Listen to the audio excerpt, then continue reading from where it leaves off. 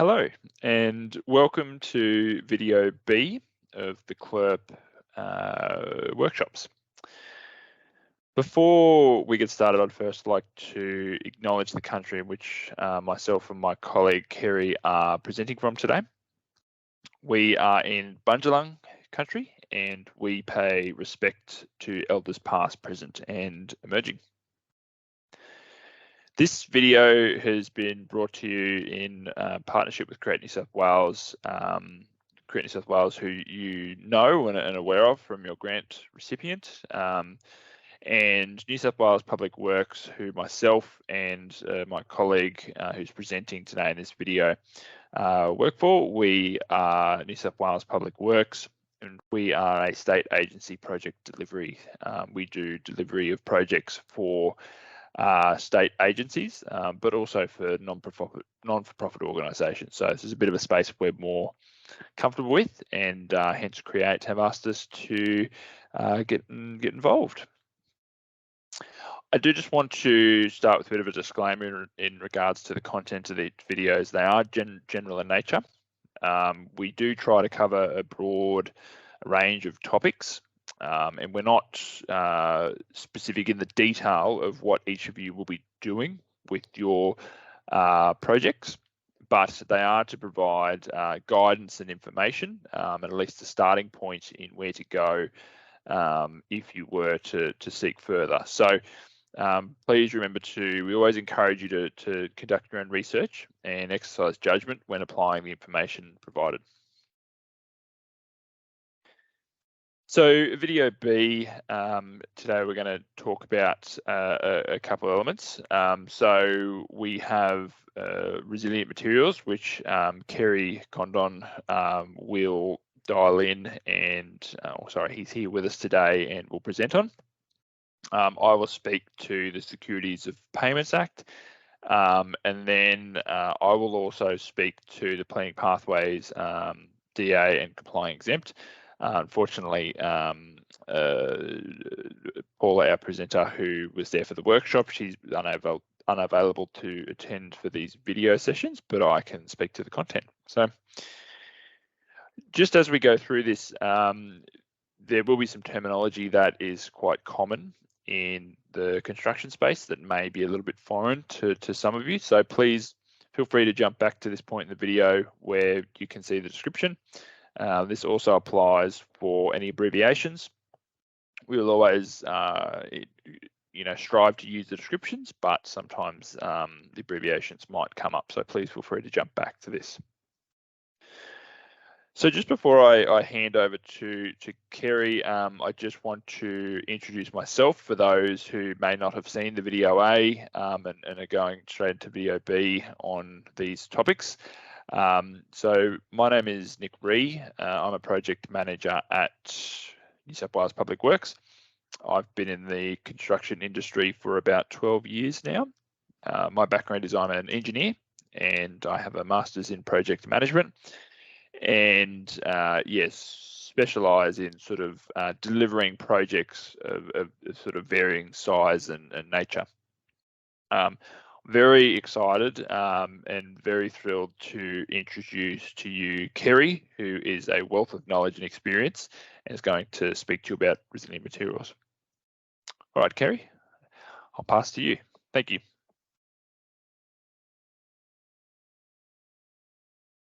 Thanks for the introduction, Nick. Much appreciated. My name is Kerry Condon. I'm a project manager with Public Works of New South Wales. I'm also an electrician by trade and have worked in the architectural and construction industry for some 25 years.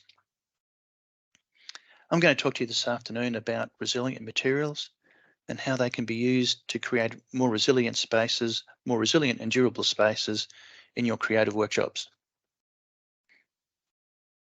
So the aim of today is to give you some general information that can help you provide an environment that resists damage from flood impact, resists floodwater from being absorbed, is easy to clean and resists contamination. It also resists damage to furniture, fittings and equipment. The goals to give you some background information on the materials, different construction systems and design types that can withstand substantial and multiple inundations. Substantial inundations typically considered 24 hours or longer, and multiple inundations typically include 2 inundations. The materials should be easy to clean and repair and allow you to quickly move back in with minimal disruption. Some of the considerations is your location of your studio, the expected flood height and duration. This information is typically obtained from your local government offices.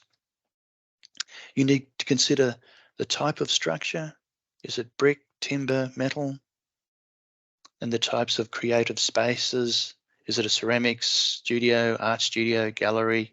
All these are important in considering the types of materials. And of course, you need to consider the budget and capability of the people doing the work.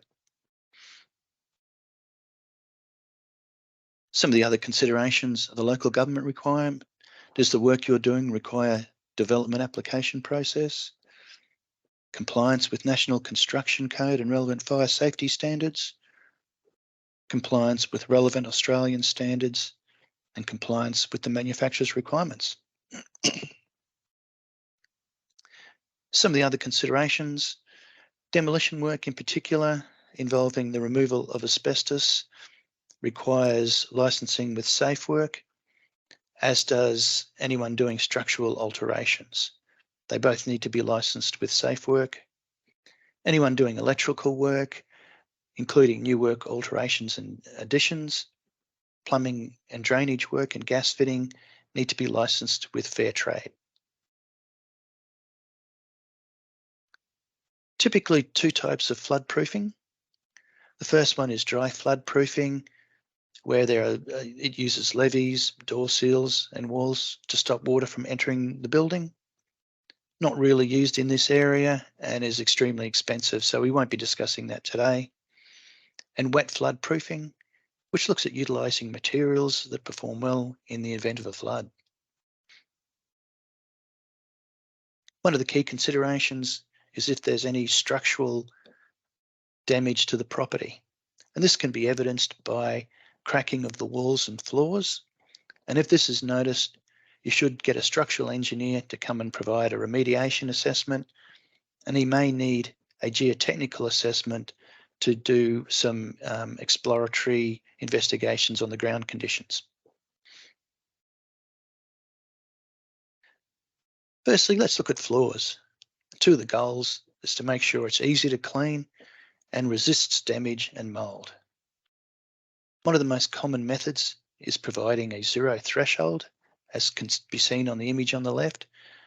Allows the floors to be easily clean, easily hosed out. The second method is putting in floor drainage, which can be seen in the image on the right, and it typically requires a sump and pump to remove the water. 2 most common materials for floors is concrete. It can be polished, textured or coloured. The second most common material is tiles. And tiles should be used with waterproof mortar and epoxy grout. Another material that could be considered is fibre cement sheeting or scion flooring. Both of these are typically used in wet area flooring in bathrooms and kitchens, but can also be adapted for use in creative spaces where you may have a timber floor frame.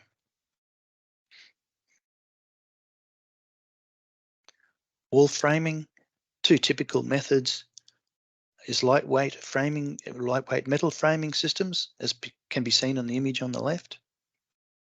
This material is readily available from local hardware stores.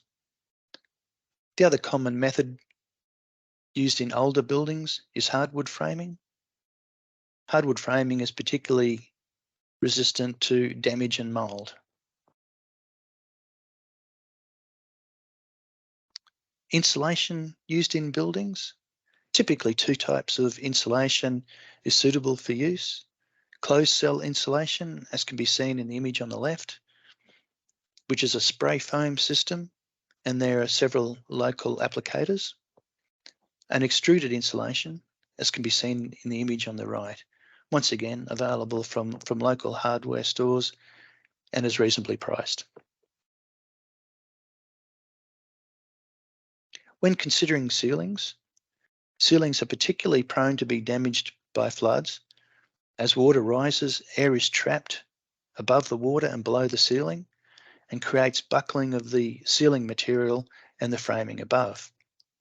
As the water falls, water is trapped above the ceiling and once again can create damage to the ceiling as the water falls.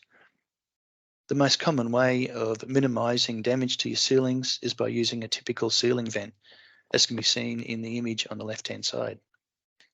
These are also available from local hardware stores. Some of the materials that can be used for ceilings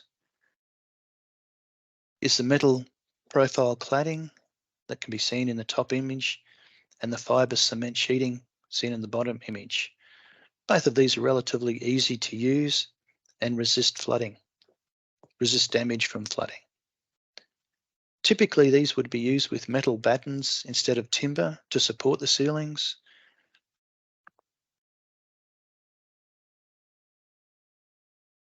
So once again, with walls, the considerations are the weight, ease of installation, ease of cleaning, and the resistance to damage and mould. The fibre cement sheeting is the most common walling material used for flood resilience. The image on the right shows a typical fibre cement sheet, and it comes in various sizes from 4mm through to 18mm. An external cladding,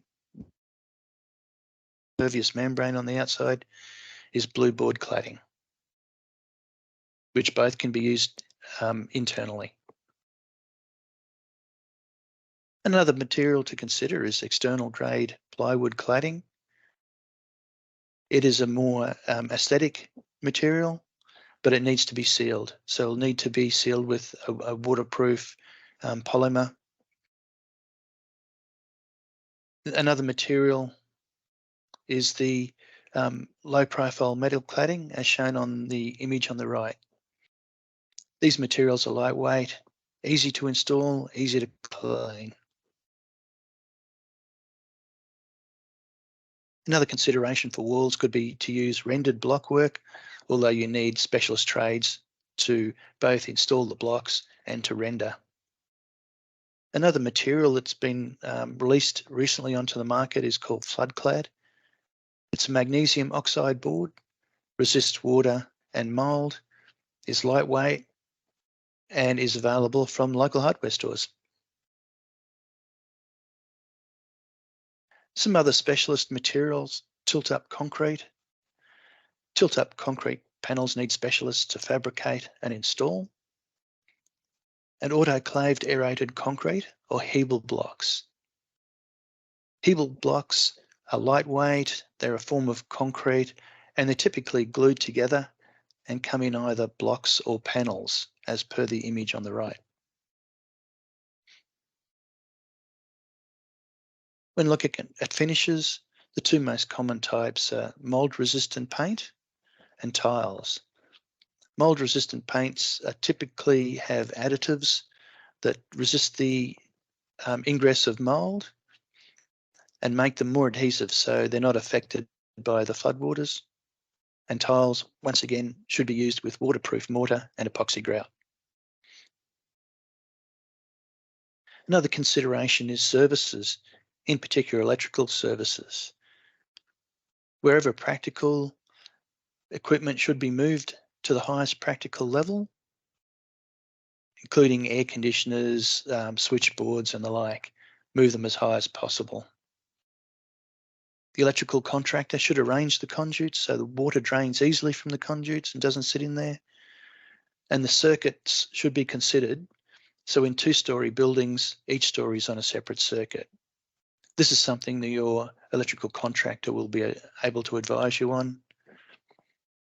Another issue can be the raising of water tanks and electrical pumps, trying to get those as high as possible and away from the impacts of the flood. Another consideration are the waste systems. If you have an on-site sewer management system, if you suspect that it's been flooded, you should minimise the use and contact a plumber who has experience with on-site sewer management systems.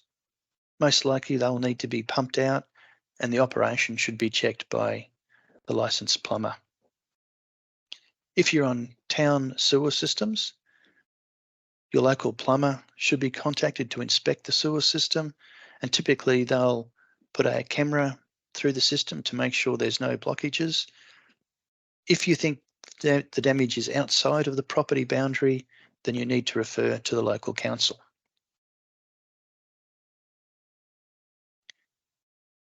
An additional item that can be added to sewer systems is a non-return valve.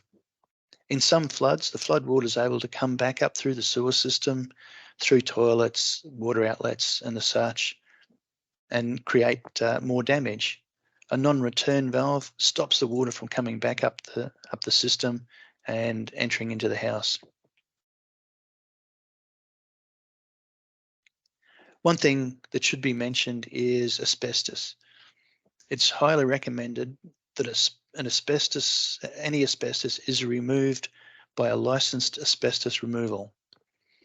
They will need to be certified and use the appropriate personal protective equipment.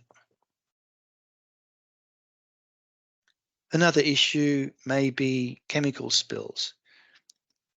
If you notice a chemical spill is damaging a property, as per the image on the right, you should contact the Environmental Protection Authority or your local council, and they'll be able to provide specialist advice when dealing with chemical spills and how to dispose of the materials. Any questions, please let us know. Some additional info when considering doors. There are typically two types of doors. Plastic composite doors, not as common, but can be ordered through hardware stores, and solid core timber doors. Both are flood resilient and are an alternative to a standard internal door that would need to be replaced after water damage.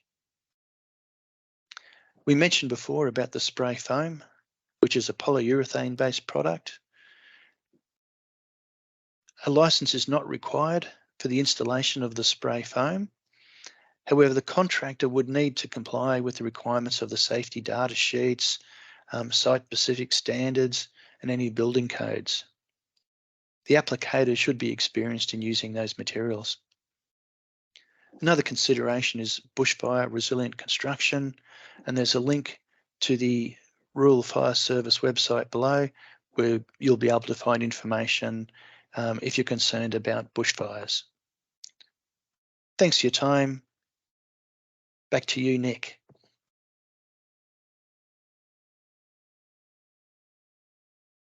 Okay. Thank you, Kerry. I just want to, just before I jump to the next topic, you'll note the additional information for the Q&A on Mr. Wet Wall panels and mushrooms in concrete repairs. This was, these are items that were raised by workshop grant recipients in the Lismore session. We just put them up here with a little bit of information on it, just in regards to that they are captured. So the next topic I just want to touch on is the Securities of Payment Act. So the Securities of Payment Act, the way it works is, I guess the best way to explain it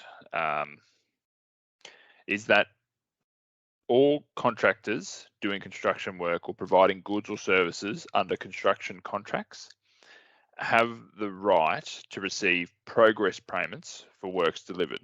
And this is to support cash flow for contractors. Now, it's important to understand that progress payments and the assessment and response to them have very important timeframes.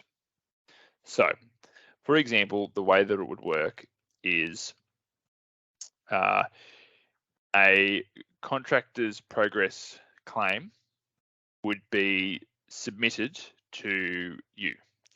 Now, in that claim, it would detail the amount of money in which they want to claim for the works completed for that period, and it would also provide the information in what is being claimed. So not just the funds, but also the corresponding works or deliverables in relationship to that.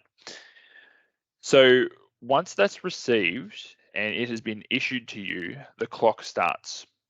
So from that point, you have 10 business days from receipt of a payment claim from a principal contractor in any format. You have 10 business days to review and issue a payment schedule. Payment of the funds to the contractor is to completed within 15 business days from receipt of the compliant claim. So that's the payment claim.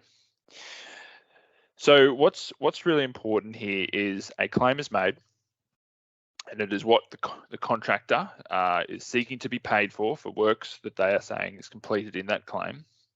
You have 10 business days to review that and make an assessment on whether you accept that full payment claim or there is a valid reason in which you are going to withhold an appropriate amount in response to that claim. So an example of that is, let's say one of the items they included was a kitchen fit out. And in the claim, the payment claim that was submitted, it says there that they are charging $1,000 for the fit out completion. But you know, and you've been on site, that the fit out has not been completed. So therefore, you are going to only make partial payment. You're not going to pay the full amount claimed. You're going to take out the $1,000 that is been specified for the fit out, which has not been completed. Now, in order to do that, what that means is you have to issue a payment schedule, which you have to issue a letter back to the contractor, to the head contractor, and it needs to reference the payment claim in the document. And in there, you specify how much you are going to pay against that payment claim. And you are going to say you're going to withhold $1,000, and you need to say the reason why. It's very important to say the reason why.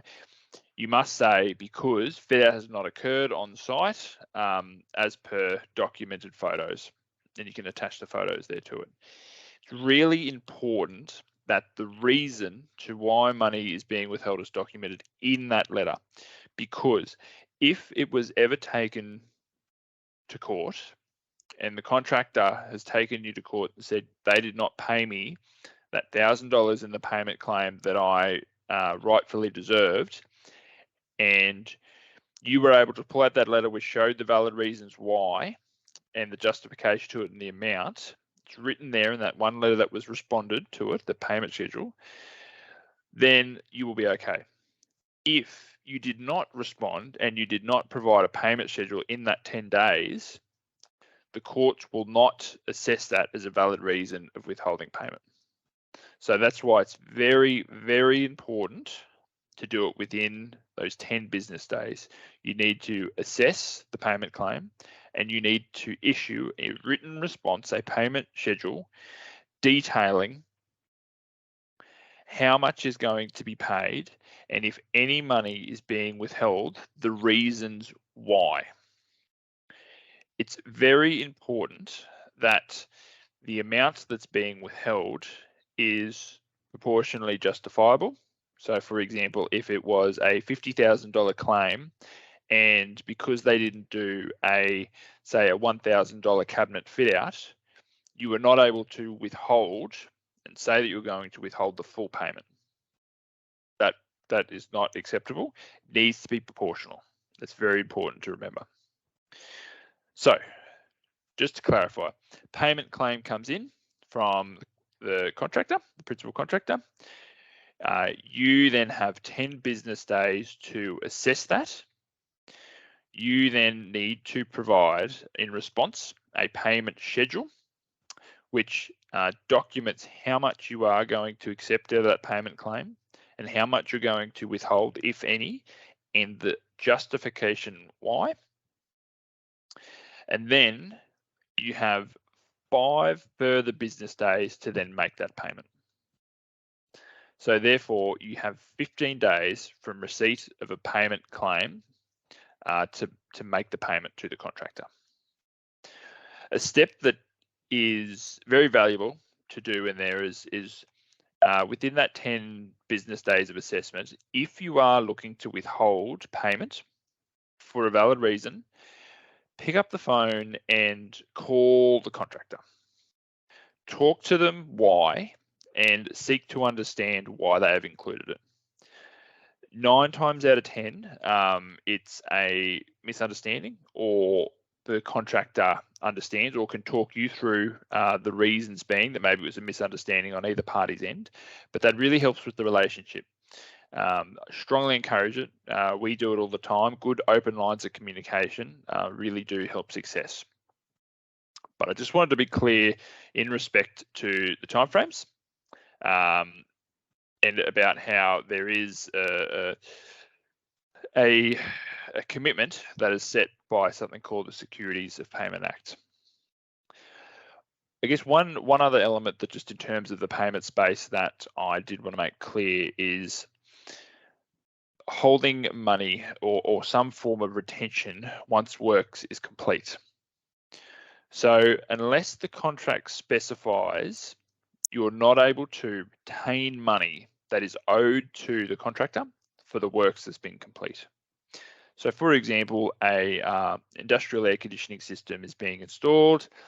$10,000 was the cost of the works, and it was agreed at the time. The works is complete.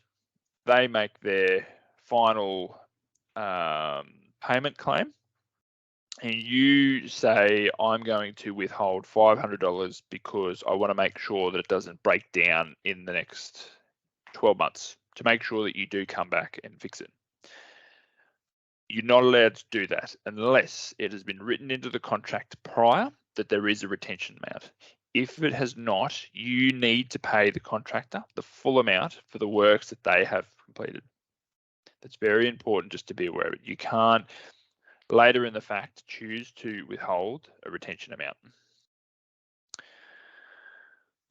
Okay, I do hope that makes sense, but very important. So just remember your timeframes. We're talking business days. Payment claim comes in, you have 10 business days to assess it and respond in writing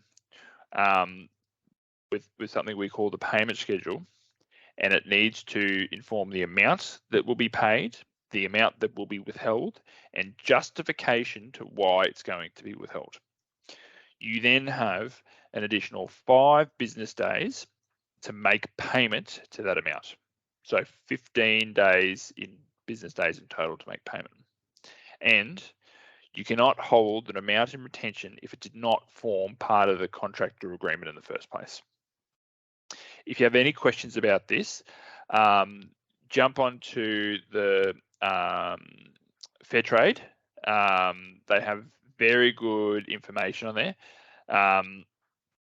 fairtrading.newsouthwales.gov.au. Jump in there, type in Securities of Payment Act, and it can walk through some fantastic detail in that space. Okay. So now I'm going to just quickly jump through the planning pathways and resources. So development can be challenging. There are different planning pathways that exist. Your proposal may be exempt from obtaining a planning pathway. If not exempt, it may qualify as complying development, or it could be merit-based, meaning that you need to submit a development application, or other approvals outside that again may also be required. Councils generally have pretty good information, online resources, and also you can pick up the phone and talk to them. And something that is extremely valuable and will always help is to contact your local government council early on. So just quickly, exempt development. So some minor building works and change of use won't require approvals from council. They have to meet specific standards and be structurally sound to satisfy the Building Code of Australia, BCA. Some examples of this might be access ramps, non-structural alterations like paintings, plastering, cement rendering, repairing or replacing wall or roof cladding.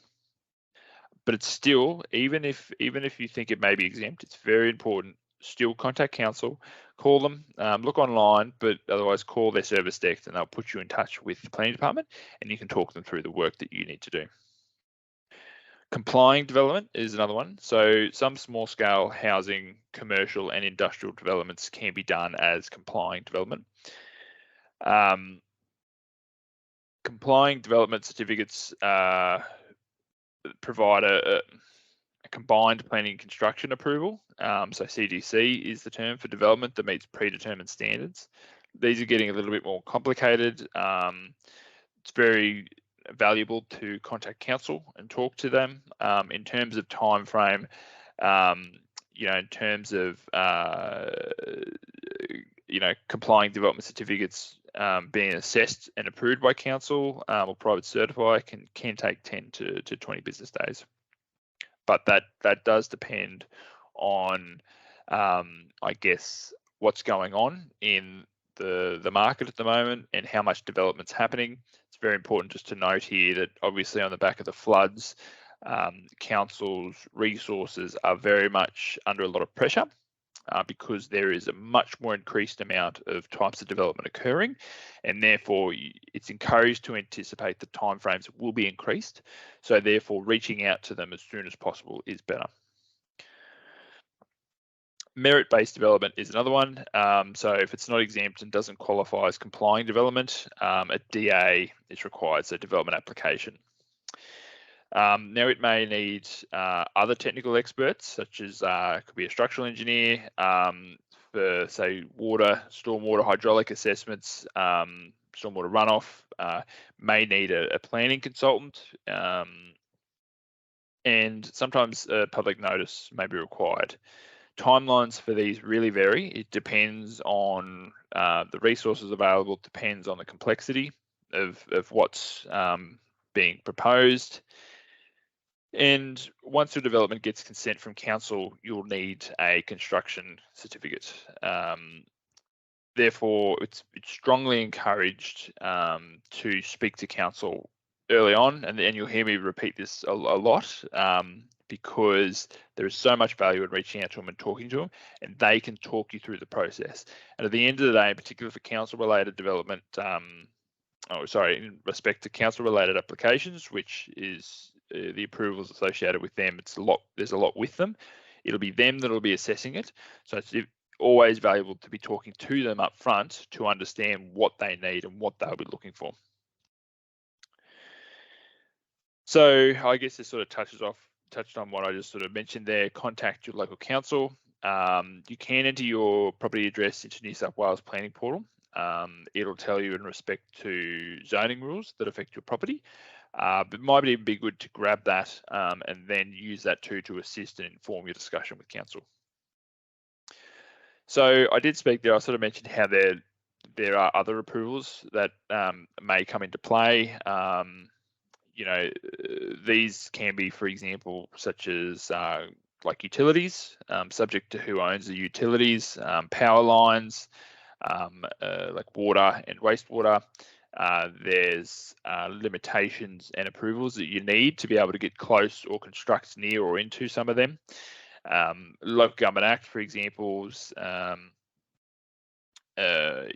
structures in respect to public spaces and places, which would, I suspect, apply to many of you. Oh, sorry, no, that may not be the case, but there may be some cases where structures are going into public places, and therefore, there's different approvals again.